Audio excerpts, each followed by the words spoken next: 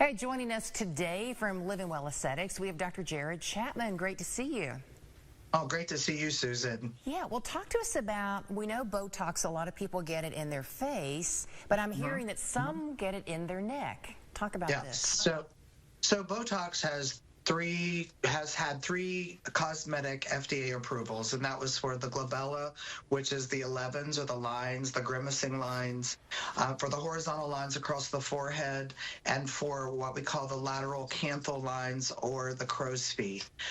Recently, the FDA has now approved Botox cosmetic for the use in the neck for what we call platysmal bands. So as we get older and we get thinner, we see these muscular bands that start to form down around the neck, and we can actually place Botox in those now to soften that, also tighten this tissue through here and make the jawline a little bit more defined with the Botox that we use. So when we have patients come in and they're like, I just don't like my neck, I don't like the crepiness that I'm seeing, or I don't like these horizontal lines that are running around my neck, or I have these really unsightly bands when I flex my neck tissue or when I talk, we now have a solution for that, and it's Botox Cosmetic.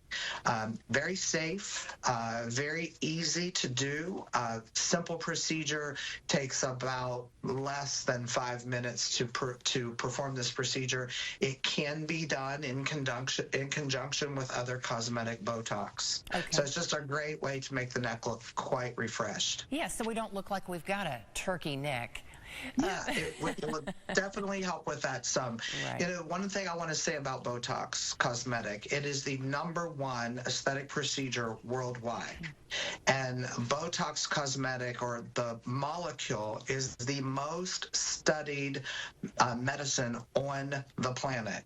It has over 5,200 studies that have been performed alone with Botox Cosmetic and Botox Medical. It has 12 FDA approvals for medical use, and it has now 4 FDA approvals for cosmetic use.